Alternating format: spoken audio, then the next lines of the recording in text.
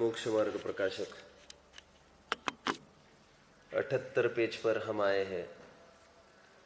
टोडरमल जी साहब ने शंकाकार को ये बताया था कि अप्रयोजन भूत में कम जाने अन्यथा जाने उसमें कोई फर्क नहीं पड़ता, लेकिन प्रयोजन भूत तत्वों को यथार्थ जाने तथा ऐसा ही श्रद्धान करे तो उसका सुधार होता है। और यदि प्रयोजन भूत तत्व में अयथार्थ जाने और वैसा ही श्रद्धान करे तो उसका बिगाड़ होता है। तो स्वाभाविक है प्रश्न उत्पन्न होना, प्रयोजन भूत तत्व अप्रयोजन भूत तत्व कौन से है? टोडरमल जी साहब ने वर्गीकरण करके दिखाया है, ये 7 तत्व है। जीव जीव आश्रय बंध समो निर्जरा मोक्ष। आप अपर को जानेंगे नहीं तो सुखी होने को उपचार किस पर करेंगे, उपाय किस पर करेंगे? उपचार मतलब यहाँ पर व्यवहार की बात नहीं है, उपाय कहाँ पर करेंगे? और पर को भी नहीं जानेंगे कि अमुक वस्तु पर है, वहां से हटेंगे कैसे? इसलिए जीव जीव को जानना। फिर जहां पर जाना है, जिसकी प्राप्ति करना है, ऐसे मोक्ष को जाने ही ना तो उसके लिए उद्यम करे कैसे? उसके कारणों को न जाने, संवर निर्जरा को न जाने तो मोक्ष की प्राप्ति करेगा कैसे? इसलिए संवर निर्जरा को जानना। तथा जिनके अभाव से ये संवर निर्जरा प्रकट होते हैं, वो किन का अभाव करना ऐसा पता न चलेगा, तब भी वो अभाव करेगा कैसे? इसलिए आश्रय बंध को भी जानना।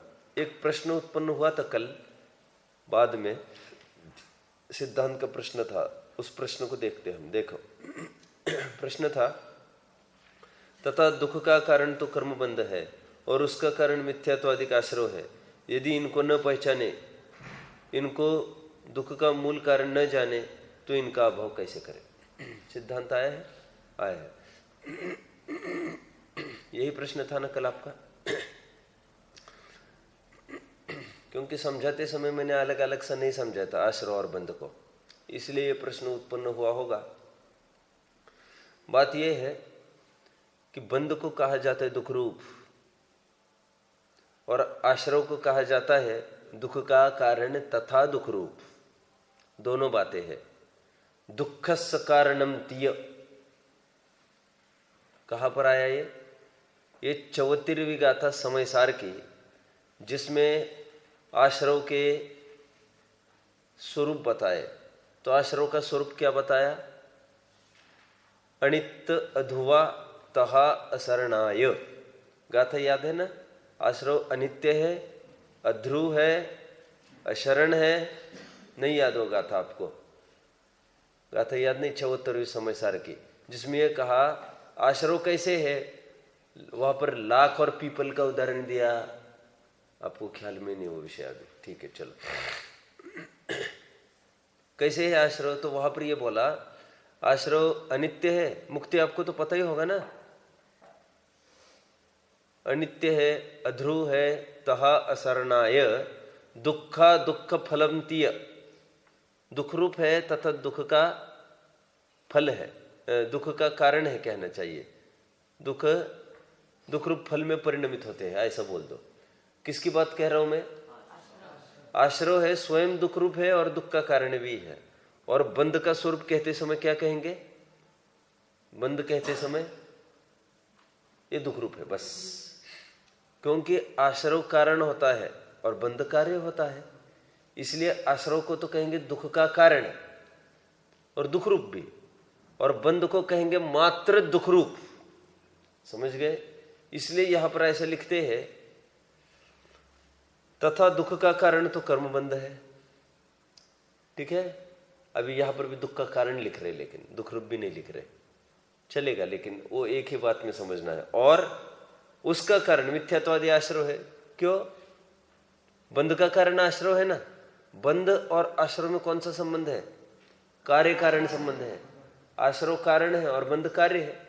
तो कह रहे हैं कि बंध का अभाव हो, दुख क्यों हो रहा है? बंध के कारण। तो बंध का अभाव कैसे होगा? आश्रव का अभाव होगा। तो क्योंकि आश्रव कारण है, वो होगा तो बंध तो होगा ही होगा। हालांकि 13वां गुणस्थान है, 11वां गुणस्थान से आगे मात्र ये रियापत आश्रव है, लेकिन वहां पर बंध नहीं हो रहा है। लेकिन ऐसा होते हुए भी आश्रव को बंध का कारण कहने में आता है 10वें गुणस्थान तक की दशा को। इसलिए यहां पर ऐसा बोला। समझ में आ रहा है आपको?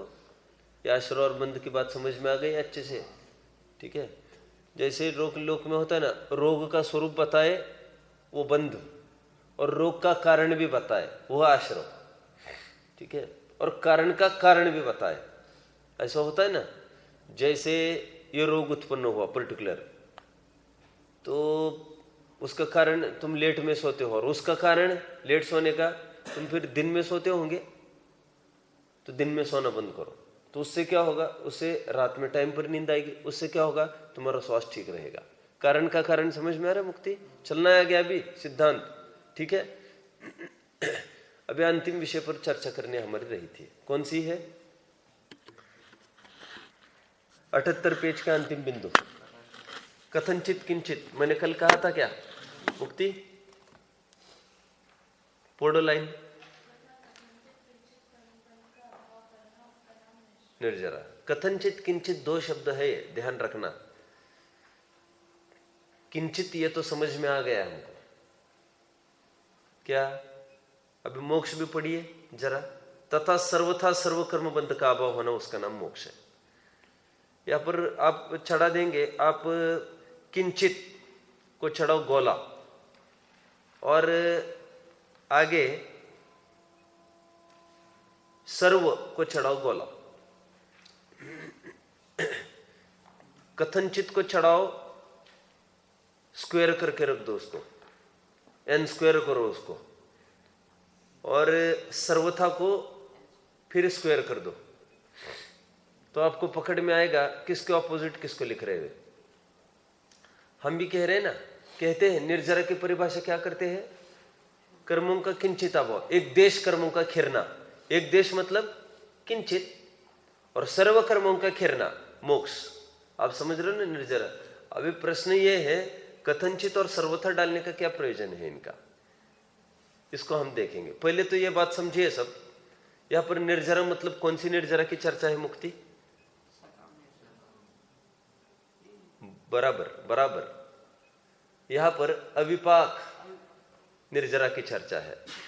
आप समझ रहे हो? अविपाक निर्जरा को हो, नहीं, बराबर बोल रहे हो आप, सही बोल रहे हो। सविपाक निर्जरा तो बाल गोपाल सबको होती है।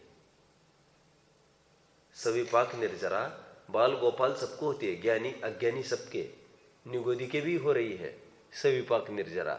अरहंतों के ही हो रही है नहीं, निगोदी के भी सविपाक निर्जरा होती है। आप समझ रहे हो सब? सविपाक अपने फल के काल में आकर फल देवे, उसको सविपाक कहेंगे। कर्म तो सबके खिरते ही है ना। बोलो निगोदी का कर्म उदय में है कि नहीं? अभी कर्म का उदय है तो खिर रहा है कि नहीं कर्म? तो खिरनाई को क्या कहते हैं? निर्जरा कहते हैं। तो वो है सविपाक, अपने अपने नियत समय पर आकर खिरना। स किसका सूचक है? सहित मतलब यहां पर अपने अपने नियत समय सहित। विपाक मतलब मुक्ति। एक मिनट, विपाक मतलब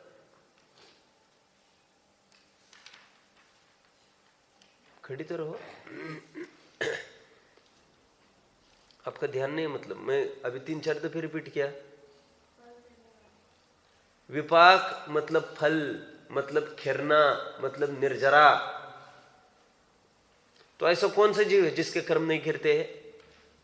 अरे प्रत्येक जीव के 13वें गुणस्थान तक की स्थिति है। कैसी स्थिति है? एक समय प्रबद्ध मात्र, एक समय प्रबद्ध परमाणु इनपुट होता है, और एक समय प्रबद्ध मात्र परमाणु आउटपुट होता है। समझ में आ गया? और एक समय प्रबद्ध मात्र मतलब अनंत परमाणु है वे, सिद्ध राशि के अनंत भाग और अभव्य राशि के अनंत गुना, उसको कहते हैं एक समय प्रबद्ध मात्र। निरंतर इतना ही इनपुट, निरंतर उतना ही आउटपुट। किनके? 13वें गुणस्थान तक। अरहंतों के भी ऐसा होता है। इनपुट भी कितने कर्मों का है? 1-2 तो आने नहीं है कर्म परमाणु, अनंतों में आने हैं। एक समय प्रबद्ध मात्र आते हैं, एक समय प्रबद्ध मात्र बाहर निकलते हैं, और 1.5 गुण हानि से गुणित,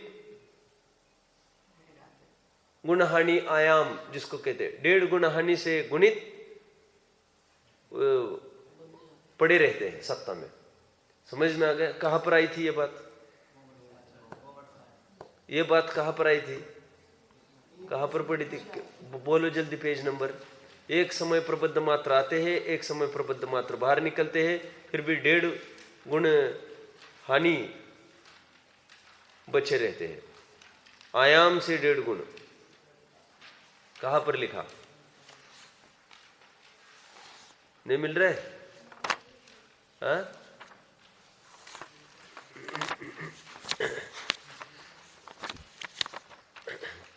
मिल रहा है? क्या बात है, किसी को नहीं मिल रहा है?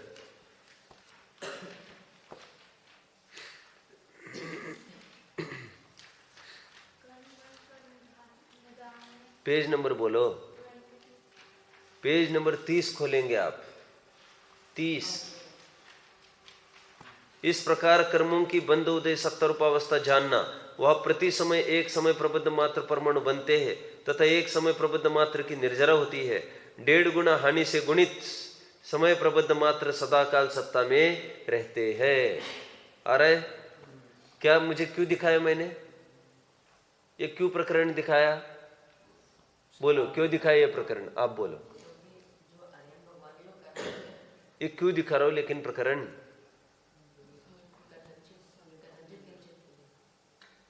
लेकिन मूल अभी क्या चल रहा था हमारा? मैं ये कह रहा हूं यहां पर निर्जरा मतलब अविपाक निर्जरा की चर्चा है मोक्ष मार्ग में, क्योंकि सविपाक निर्जरा तो सबके ही होती है, सभी जीवों के सविपाक निर्जरा होती है। हमारी चर्चा मोक्ष मार्ग में अविपाक निर्जरा की चलती है, और वो अविपाक निर्जरा कब होगी? करण लब्धि पूर्वक ही होगी, अन्य किसी विधि से नहीं। आप जानते हो एक इंद्रिय होता ना, एक इंद्रिय, उसके भी स्थिति का अंडघात कहा है। वैसे स्थिति का अंडघात पढ़ा कहा था आपने? पंचलब्धि में। कौन सी लब्धि में पढ़ा था स्थिति का अंडघात? आपने पढ़ा था स्थिति का अंडघात प्रायोगिक लब्धि में, ठीक है। और फिर करण लब्धि में तो होता ही होगा, उसमें कोई शक नहीं। प्रायोगिक लब्धि में स्थिति का अंडघात पढ़ा था, ठीक। और स्थिति घटकर कितनी रह जाती है कहा था? अंत कोड़ा कोड़ी सागर। मोहनीय की स्थिति कितनी रह गई? अंत कोड़ा कोड़ी सागर। देखा था मुक्ति प्रायोगिक लब्धि में, याद आ रहा है? लेकिन जो एक इंद्रिय जीव है उसको भी स्थिति का अंडघात होता है। कैसे? मैं अभी बता रहा हूं आपको। वैसे जो त्रस जीव है कोई भी, उसने मोहनीय की बहुत स्थिति बांधी और वो अचानक उसका स्थावर प्रकृति बंधी, एक इंद्रिय बनना था, स्थावर में आ गया। स्थावर में आते ही जो उसको मोहनीय कर्म प्रकृति बंधेगी, उसकी स्थिति तो एक सागर से ऊपर रहती नहीं है, और जो पूर्व संचित कर्म है ना उसके पास मोहनीय का, उसकी भी स्थिति घटकर वो एक सागर में आ जाती है। उस समय को उसको भी स्थिति का अंडघात होता है। अरे प्रायोगिक लब्धि से ज्यादा, प्रायोगिक लब्धि में तो अंत कोड़ा कोड़ी सागर हो गया। अंत कोड़ा कोड़ी सागर मतलब 1 करोड़ सागर से लेकर 1 कोड़ा कोड़ी सागर के पहले तक, मतलब 1 करोड़ सागर से आगे। और एक इंद्रिय को क्या बोल रहे हैं ये? एक सागर मात्र। कहा एक सागर, कहा 1 करोड़ सागर। इतना स्थिति का अंडघात होता है। खटाखट जो सत्ता में पड़े हैं ना कर्म, उनकी स्थिति घटकर एक सागर हो जाती, एक सागर के अंदर। स्थिति का अंडघात एक इंद्रिय को भी होता है, ये मैं सिद्ध कर रहा हूं। उस समय में आश्रव की अपेक्षा उसको निर्जरा बहुत कही है, लेकिन आई आ बात न थी। क्यों? क्योंकि मोक्ष मार्ग की निर्जरा की चर्चा है, ये अविपाक निर्जरा की चर्चा है। स्वयं उद्यम पुरुषार्थ पूर्वक हुई वाली निर्जरा का मतलब है यहां से, जो एक इंद्रिय को भी हो सकती है, कितनी भी निर्जरा हो, ऐसी सविपाक निर्जरा की यहां पर चर्चा नहीं है। समझ में आया? मुक्ति पकड़ में आ रहा है? क्या कहा कि भारी पड़ रहा है? सब समझ में आ रहा है? अच्छे से बोलो जरा, खड़े रहकर वैसे ही बोलो। हाँ बोलो।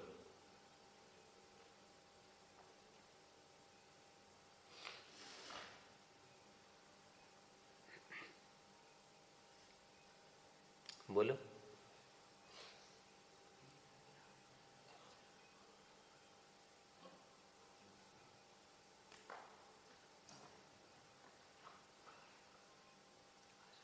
तो समझ में आया क्या बोल रहे हो? फिर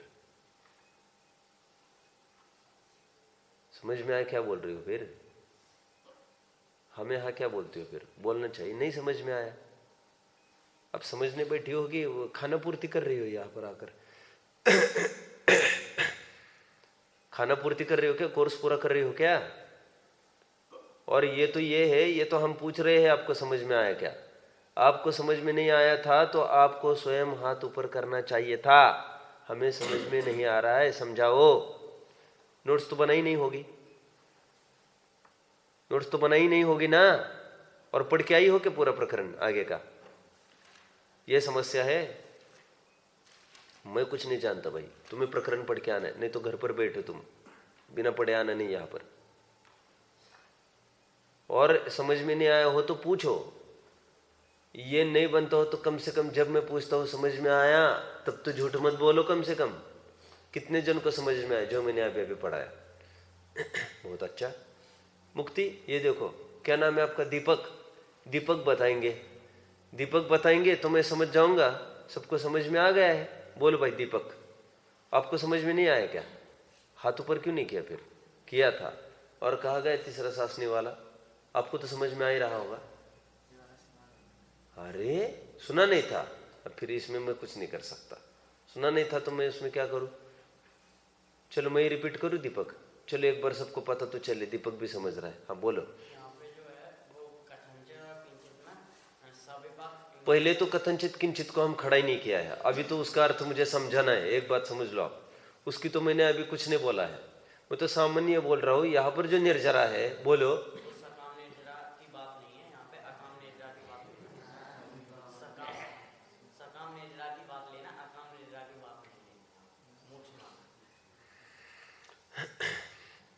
तो गलती कैसे कर गए बोलने में? मैं कितनी बार कह रहा हूं, यहां पर अविपाक निर्जरा की चर्चा है। अविपाक निर्जरा मतलब सकाम निर्जरा कहो चलेगा। सकाम निर्जरा मतलब कुछ काम, मतलब कार्यकारी, मोक्ष मार्ग में कार्यकारी निर्जरा, सकाम निर्जरा, उसी को यहां पर कह रहे अविपाक निर्जरा। और मैं ये कह रहा हूं सविपाक निर्जरा एक इंद्रियों को भी होती है, उसकी भी स्थिति कांड घात होता है। क्या समझाया मैंने? क्या उदाहरण दिया? हाँ क्या उदाहरण दिया? कैसे? जब उसको स्थावर की पर्याय बन जाती है तो वो जब जाता है तो जो पूर्व में बांधी हुई, फटाफट बोलना धड़ाधड़। पूर्व में बांधी हुई पर्याय होती है उसके। अरे कहा पर्याय बांधी? पूर्व में बांधा हुआ मोहनीय कर्म है, जो कितने ही कोड़ो कोड़ी सागर वाला हो सकता है, वो एकदम घटकर एक सागर तक आकर रह जाता है। और नवीन कर्मबंध की स्थिति तो, मोहनीय कर्मबंध की स्थिति तो एक सागर से ऊपर तो होती नहीं, लेकिन पूर्व संचित की भी स्थिति, मोहनीय कर्म की स्थिति एक सागर तक रह जाती है। इतना स्थिति कांडक घात होता है वहां पर, इतना स्थिति कांडक घात तो प्रायोग्य लब्धि वाले जीव को भी नहीं होता। और उस समय उसके आश्रय कम निर्जरा ज्यादा है, परंतु अलास, क्या अलास? क्यों मोक्ष मार्ग में कार्यकारी नहीं है? क्यों मोक्ष मार्ग में कार्यकारी त्रिकरण परिणाम वाली निर्जरा है, जिसको हम अविपाक निर्जरा कहते हैं, जो पुरुषार्थ के बल पर होती है। समझ में आया? बैठो। अभी कितने जनों को समझ में आया? मुक्ति अभी तो बोल सकोगी? बस ऐसे नोट किया करो ना। पेन नहीं लाया आज? लाया। नोट करो आप, नोट करने की आदत मत छोड़ो, और पता है मत करो, अब नोट करते चलो। आगे बढ़ो। अभी किसका अर्थ देखना है आदित्य? कथनचित किंचित। वैसे मैं एक बार पहले प्रकरण तो दिखाऊं आपको। यह प्रकरण कहां पर आया हूं? बहु 78वां, कौन बताएगा मुझे? मैंने कल होमवर्क दिया था 316। मुक्ति 316 बोल रहे, सही है क्या इनका? क्या पता भाई हमको, अभी बच्चे कह रहे, बच्चे झूठ थोड़ी बोलेंगे। 316 पेज खोलो।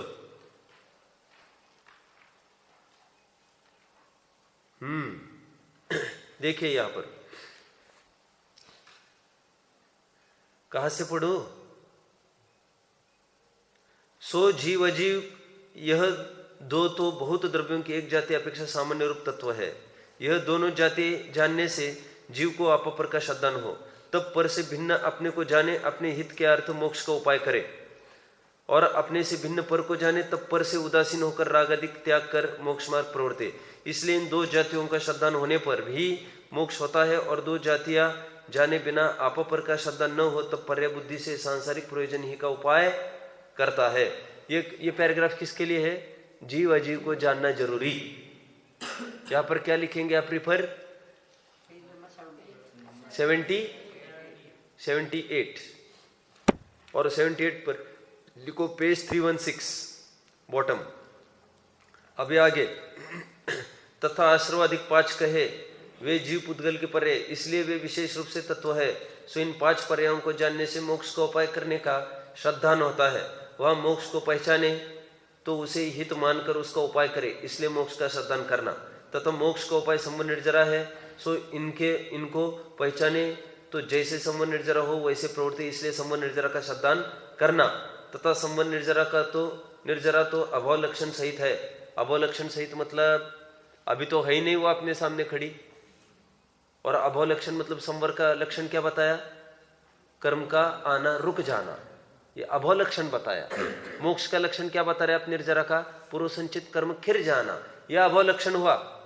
सद्भाव लक्षण बोलो ना, तो सद्भाव लक्षण बोलने के लिए आश्रव बंध खड़ा करना पड़ेगा। इसलिए जिनका अभाव करना है उनका पहचानना चाहिए।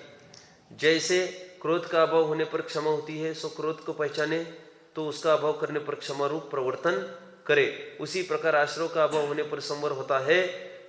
ये पूरा यहां तक लेना है आपको। समझ में आ गया? 7 तत्व आ गए। यहां पर भी फर्क कहाँ है दोनों में? मूल अंतर कहाँ दिख रहा है आपको? मूल अंतर क्या है दोनों प्रकरणों में? जल्दी बताओ, फटाफट बताओ। बताएगा जल्दी कोई? जल्दी बताओ मुक्ति, दोनों में अंतर क्या है? दोनों में मौलिक अंतर क्या पड़ा? बोलो दीपक। अरे ठीक है, और बोलो।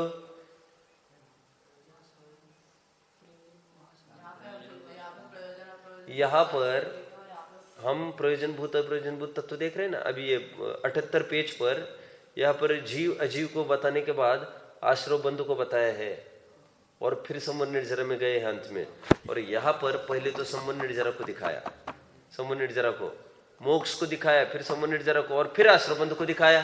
फर्क समझ में आया? ठीक है। क्यों? यहाँ पर ये मिथ्यात्व में खड़ा है और ये मोक्ष मार्ग की चर्चा है, इसलिए इतना थोड़ा सा फर्क पड़ा है। बाद बाकी ज्यादा कुछ नहीं है। मुक्ति समझ में आया? समझ में आया क्या क्रम? ठीक।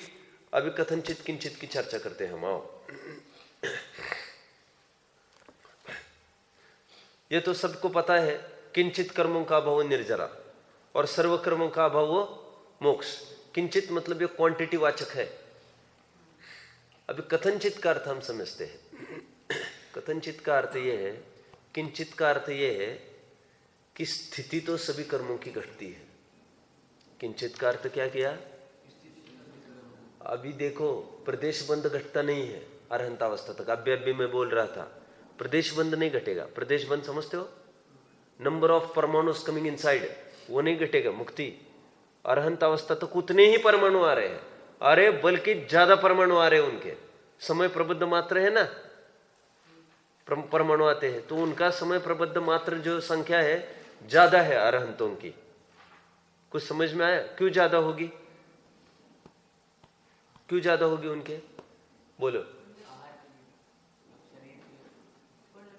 उनका मन वचन का योग होता है और एक इंद्रिय का मात्र का योग होता है।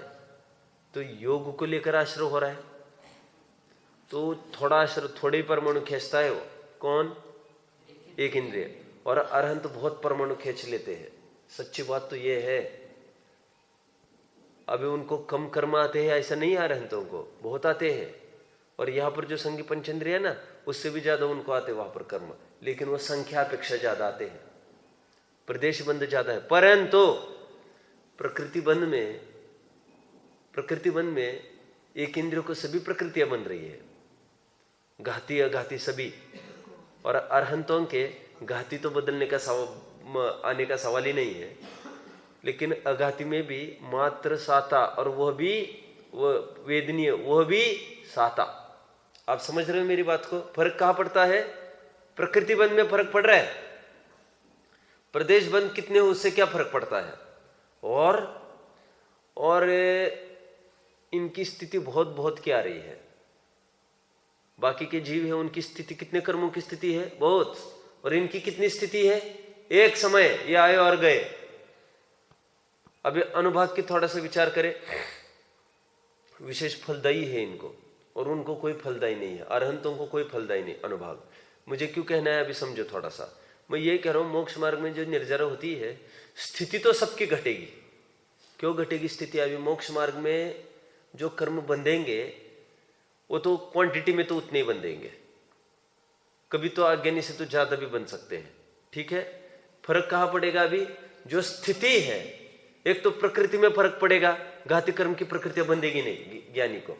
और बोलो, जो स्थिति बंधेगी वह अर्धपुद्गल परिवर्तन से ज्यादा नहीं हो सकते। अभी 70 कोड़ा कोड़ी और इतना कोड़ा कोड़ी हो सकेगा क्या अभी?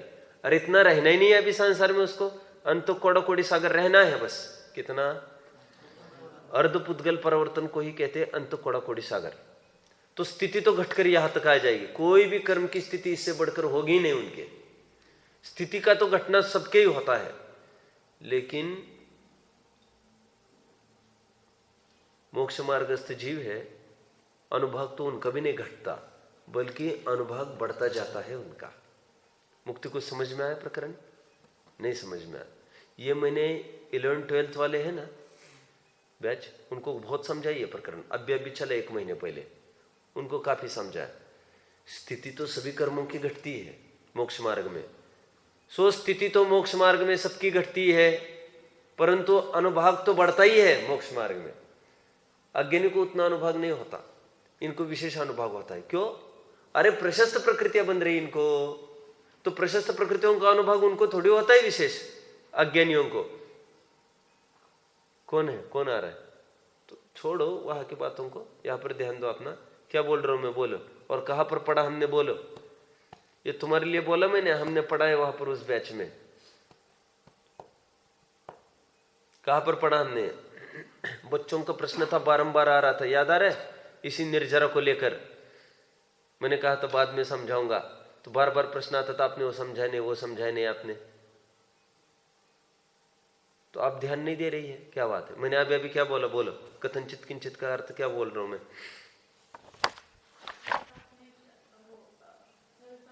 सविभाग का विभाग खत्म बात, वो तो खत्म हो गई पिछले साल। अभी इसकी बोलो, कथनचित किंचित की। हाँ राइट। मोक्ष मार्ग में ये होता है। अनुभाग क्यों बढ़ता जाता है उनका? क्योंकि प्रशस्त प्रकृतियां है, विशेष अनुभाग बंधेगा इनको। इनको देवायु बंधेगी, ज्ञानियों को तो 33 सागर बंधेगी। उनके कहा ज्ञानी के इतनी स्थिति बंदी प्रशस्त प्रकृतियों की? समझ में आ गया? ओके। और देखिए यहां पर, और यदि अप्रशस्त प्रकृतियां बांधी होगी पहले ही, तो उसकी स्थिति घट जाती है फिर। जैसे श्रेणी के राजा घटकर 84,000 वर्ष तक आए कि नहीं?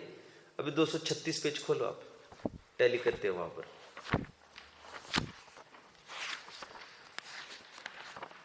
दो 232 खोलेंगे, 232। कथनचित किंचित का अर्थ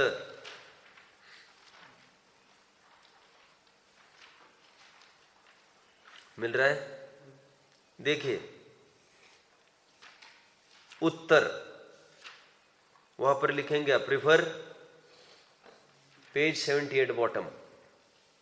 और 232 पर क्या लिखेंगे? वो 78 पर क्या लिखेंगे? रिफर 232, उत्तर के आगे का प्रकरण। अब दोनों जगह अंडरलाइन करो तो आपको समझ में आएगा कौन सा रेफर करना है।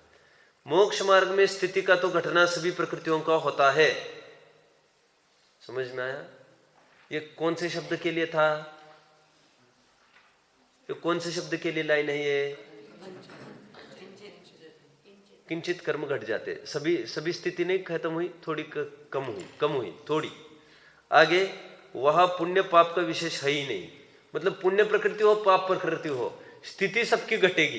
क्यों घटेगी? मुक्ति घटेगी क्यों स्थिति?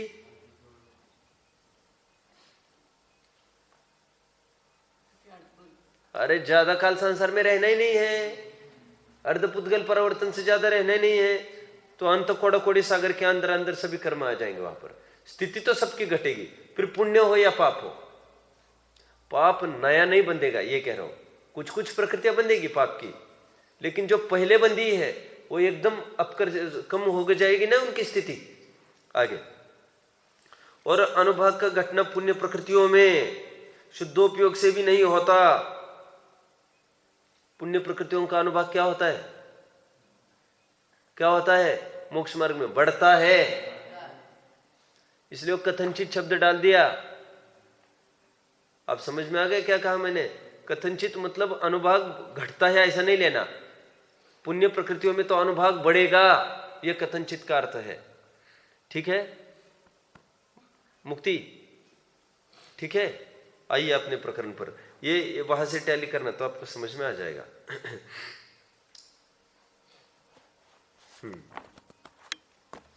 तथा यदि उसे न जाने तो उसकी प्रवृत्ति का उद्यम नहीं हो, तब सर्वथा बंध ही रहे, जिससे दुखी होता है, इसलिए निर्जर को जानना। तथा सर्वथा सर्वकर्म बंध का भाव। सर्वथा मतलब अभी अनुभाग भी समझ लेना। अब उल्ट स्थिति तो सबकी घटनी नहीं, अभी तो खत्म होनी है, और अनुभाग भी सब खत्म होगा अभी। ठीक है? अभी तो मोक्ष ही होना है, अभी कर्म ही नहीं रहेगा, अनुभाग किस में बनेगा? तथा सर्वथा सर्वकर्म बंध का अभाव होना, उसका नाम मोक्ष है। यदि उसे नहीं पहचाने तो उसका उपाय नहीं करे, तब संसार में कर्म बंधन से उत्पन्न दुखों को ही सहे, इसलिए मोक्ष को जानना। इस प्रकार जीवादि सात तत्व जानना। ठीक है? यह प्रकरण हो गया। अभी आगे बढ़ना है, सुनिए अभी सब ध्यान से। अभी शंकाकार का ये प्रश्न है, नहीं टोडरमल जी साहब एक चेतावनी कर रहे फिर से कि ये जानना बात अलग है और उसकी प्रतीति होना अलग बात है। उसकी प्रतीति करो, प्रतीति मात्र शास्त्रों से जानेंगे आप, उससे लाभ नहीं होगा। वहीं पर रुकिए मत, संतुष्ट ना होइए, ऐसी प्रतीति करिए। उस रूप परिणमो, किस रूप परिणमो? इस निर्जरा रूप, मतलब स्वयं को आत्मा जानो। और जब तक प्रतीति नहीं होती किनकी? इन सात तत्वों की यथावत। और प्रतीति कहने में कब आएगी? जब जीव को अपना जाने, थर्ड पर्सन के रूप में नहीं।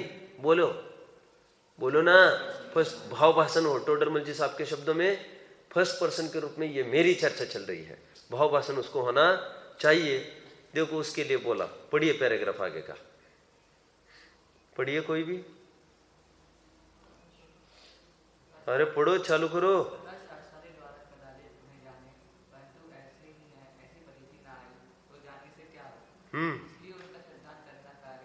ठीक है, मात्र जानकारी मत लो, तो उसकी प्रतीति होनी चाहिए।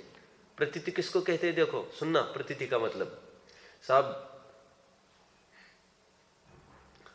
रात भर कोई जंगल में फंस गया, इतने हिंस्र पशु थे वहां पर, रात बहुत मुश्किल से कटी है, एक सेकंड भी उसको पलक नहीं लग पाई है, और मौत के साए में पूरी रात गई है उसकी। ये जानकर बस ये तो मेरी अंतिम रात है, ऐसा सद्भाग्य हुआ वहां पर कोई हिंस्र पशु आए नहीं उस रात में, बच गए एक प्रकार से। सुबह हुई, अब उसने एक आदमी दिखा, सबसे पहले वो क्या पूछेगा? आदमी दिखा, सबसे पहले पूछेगा क्या? कोई लकड़ी लेके जा रहा था या क्या पूछेगा? बाहर निकलने का रास्ता क्या है? तो उन्होंने कहा बाहर निकलने का, आपको किसकी तरफ जाना है?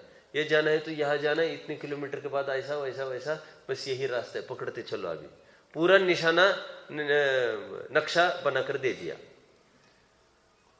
उसको पूरा ज्ञान कर लिया, उसने पूरा ज्ञान कर लिया, समझ लिया बराबर। उसने कहा देखो समझ में आ रहा है क्या? बोले आ रहा है बराबर। अब वो वही बैठा रहे, चलो मैं अभी भोजन तो करूं, अथवा उसी की खुशामद करे, भाई आपने होते तो हमको कौन नक्शा दिखाता, आपका तो बहुत उपकार है, बहुत उपकार है। तो उसको कहते उसको प्रतीति नहीं हुई है अभी, और रात भी होने को है, अब नक्शा तो पता चल गया, अब करेंगे करेंगे, बात तो सही है, यहाँ पर तो बहुत दुख है, प्रतीति नहीं हुई है। प्रतीति कब हुई कहने में आएगी? नक्शा दिखाया, समझ में आया, बस उसके पैरों में गति आ गई। कैसे गति? अब भोजन वोजन कुछ नहीं सूझ रहा है उसको, शीघ्रता से बढ़ रहा है, और गांव दिखने लग जाए तब कदाचित भोजन करने की सोच सकता है। उसको कहते हैं प्रतीति। समझ में आ गया है तो बढ़ो ना फिर आगे, प्रतीति। टोडरमल जी साहब कह रहे शास्त्रों से मात्र जान लेना वो बात अलग है, सात तत्वों को, और उसकी प्रतीति होना, राग द्वेष को दुखरूप कहना और दुखरूप जानना और दुखरूप प्रतीति करना, ये तीनों बातें अलग अलग है। क्या कहा मैंने? पर्व आप तो खड़े रहो, मैं आपको बैठा नहीं देख सकता, मैं आपको बैठा नहीं देख सकता। क्या कहा मैंने? बोलो। हाँ, समझ में नहीं आया, सुना तो बोलो, क्या बोला मैंने? जंगल हो गया, बाहर निकल आए जंगल के अपन। हाँ, अभी मैंने जो बोला वो तो बोलो, समझ में नहीं आया कि सुना नहीं? क्या है समस्या, क्या है आपकी? रोहन बोलो तीन बातें।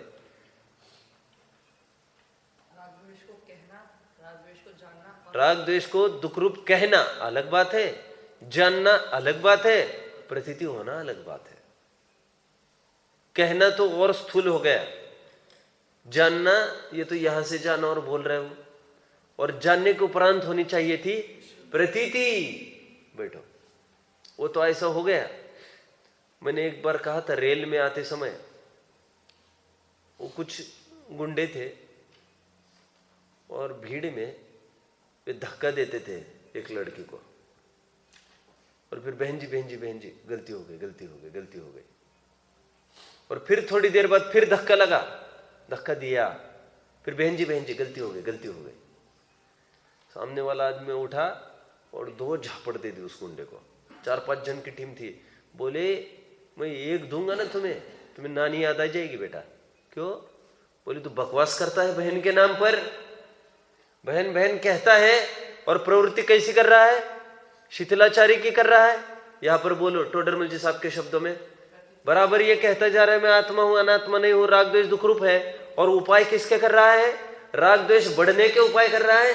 देंगे झापड़, झापड़ मतलब यहां पर जाएगा दुर्गति में। टोडरमल जी साहब कह रहे प्रतीति होनी चाहिए, मात्र कहने से काम नहीं चलेगा, और तो और जानने मात्र से भी काम नहीं होगा, जानने पूर्वक प्रतीति होनी चाहिए। इसलिए टोडरमल जी बार बार अभी कह रहे थे जो प्रयोजनभूत तत्व है उसको उसी रूप जाने, आगे बोलो, वैसा ही श्रद्धान करे तो उसका सुधार हो, और विपरीत जाने और वैसा ही श्रद्धान करे, वैसा मतलब विपरीत, जैसा जाने वैसा, तो फिर उसका बिगाड़ हो। श्रद्धान हर जगह जरूरी है, भावभाषण ज्ञान मात्र ज्ञान यहाँ इस कान से आया उस कान से गया, ऐसा ज्ञान जरूरी नहीं है कह रहे। ठीक है, पंडिताई की बात नहीं है यहाँ पर। चलो ये हो गया। अभी उसका प्रश्न है, और एक बात कही टोडरमल जी ने, पुण्य पाप भी बढ़ा देना बोल रहे।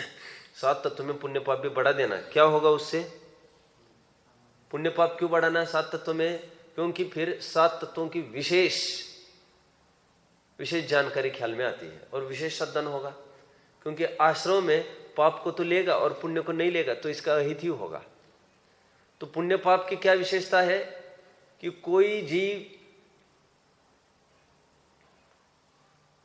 पाप को या तो पुण्य को पाप समान है मानकर पाप में प्रवृत्ति ना करे, बात एक ये है। और दूसरी बात, कोई पुण्य को ही गले ना लगा रखे, ये भी एक बात है। इसलिए दोनों समस्याओं से बचने के लिए पुण्य और पाप, ये दोनों तत्व यहां से बताए। आप समझ में आ रहे दोनों बातें क्या थी? कोई मोक्ष का साधन समझकर पुण्य को ही अंगीकार न करता रहे, उसको कहा देखो पुण्य भी आश्रय है, निकलो निकलो यहां से भी निकलो, ये भी रुकने लायक स्थान नहीं है। और कोई पुण्य और पाप को बराबर जानकर पाप में ही प्रवृत्ति कर रहा था, तो उसको भी समझाना जरूरी था। तुम पाप में प्रवृत्ति कर रहे हो, कम से कम पुण्य में तो आओ। पुण्य अलग है, पाप अलग है। यदि मोक्ष को प्राप्ति करनी है तो कम से कम पुण्य में आकर रुको। समझ में आया? ये आगे का पैराग्राफ पढ़ो, मुक्ति पढ़ो। इनके मिसप्रिंट है क्या? फिर वहां पर विशेष भेद कर दो, मार्क करके विशेष लिख दो वहां पर। हाँ बोलो।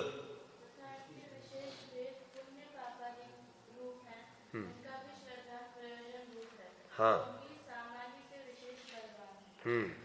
सामान्य शास्त्र तो नूनम विशेषो बलवान भवेत। सामान्य से विशेष बलवान बोल रहे यहाँ पर।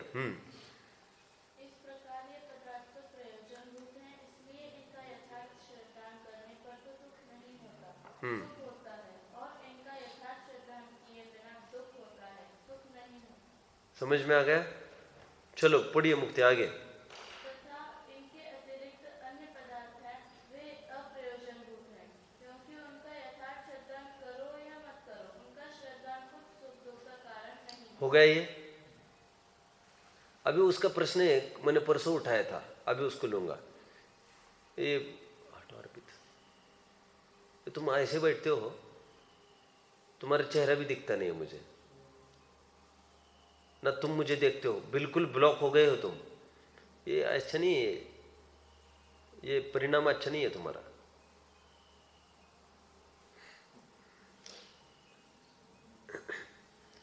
क्या कहा मैंने?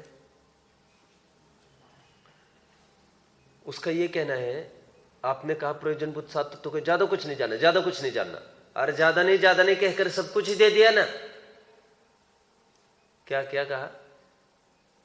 ज्यादा कुछ नहीं कहकर सब कुछ ही तो दे दिया। वो एक आदमी कहता है शराब की बिल्कुल बहुत नहीं के बराबर ही पीता हो, तो फिर भी कितने पीते हो? हफ्ते में 4-5 दिन तो पी लेते हो। हाँ इतना तो पी लेते हो, फिर और क्या रहा? आप समझ में आ गया क्या कहा? तो फिर भोजन में इतनी सारी, भाई ज्यादा नहीं परोसा कहकर पूरी थाली भर दी ना आपने। उसी प्रकार ये कह रहे ज्यादा नहीं जानना है, मात्र प्रयोजनभूत 7 तत्व जानना। तो कह रहे 7 तत्वों में तो संपूर्ण विश्व आ गया ना, बस छूटा क्या? तो मैंने कहा तो जैसे इस खंबे को जानो, तो ये प्रयोजनभूत है कि अप्रयोजनभूत है? तो इसमें टोडरमल जी साहब दोनों बातें निकालने वाले हैं। कह रहे इसमें प्रयोजनभूत रूप से कैसे जानना दिखा रहे हैं हम आपको, और अप्रयोजनभूत रूप से कैसे जानना दिखा रहे हैं। जैसे कितना लंबा है, इसको कहाँ से आया है, कितने रुपए स्क्वायर फुट है, ये सब जितने भी इसके गुण धर्म जानना, यह प्रयोजनभूत है। और ये स्पर्श रसगंध वर्ण से युक्त है, मुझ चेतन से भिन्न है, इसमें सुख गुण नहीं है, ये मुझे सुखी दुखी करने में समर्थ नहीं है, ये बाहर से सुख नहीं आता है। बस ये हो गए प्रयोजनभूत तत्व। वस्तु कोई बदलने वाली नहीं है। उसको क्या लग रहा है 7 तत्व में सभी तो सिलेबस दे दिया, एक एक को जानते बैठो। और द्वीप समुद्र जानने में ही, एक समुद्र जानने में उसमें एक छलांग लगाएंगे तो हमारे जीवन चला जाएगा। बाहर निकलते उसकी गहराई नापते हमारी आयु खत्म हो जाएगी, सागरों के गड्ढे खोदने पड़ेंगे हमको। तो कह रहे हम क्या क्या जाने, फिर सिलेबस इतना बड़ा हो गया। टोडरमल जी साहब कह रहे नहीं, उसके जो विशेष गुण है ऐसे जिनसे हमारे अहित मैटर नहीं करता, उनको न जाने, छोड़ देवे। और जिनको जानने से, लक्षण आदि जानने से उनसे हमारा भेद विज्ञान होगा, उतने को जानो। बस इसी को हम प्रयोजनभूत तत्व बोल रहे। कितने जन को समझ में आ रहा? हाथ ऊपर करो। मुक्ति समझ में आ रहा तो ही हाथ ऊपर करो। समझ में आया? पढ़ लो, फटाफट पढ़ लो।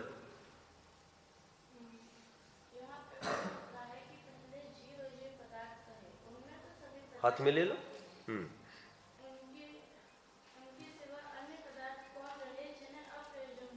है ना प्रश्न जायज उसका?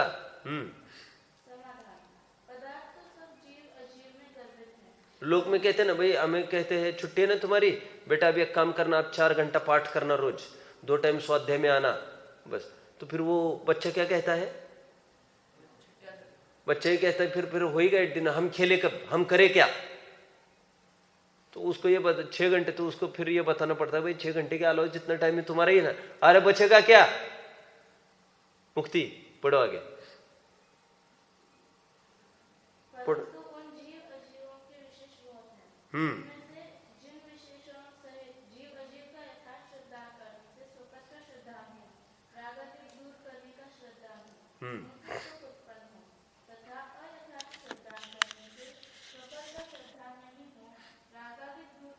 कौन है? नहीं हो, इसलिए दुख उत्पन्न हो। उन विशेषों सहित जीव अजीव पदार्थ तुम यहाँ ध्यान दो। जीव अजीव गेट पदार्थों को प्रयोजनभूत जानो। समझ में आ रहा है सबको? ये प्रकरण कितने जन को समझ में आ रहा है? हाथ ऊपर करो बस। ठीक है, बस करते हैं जानना। इसने पढ़ लो, चलो पढ़ लो।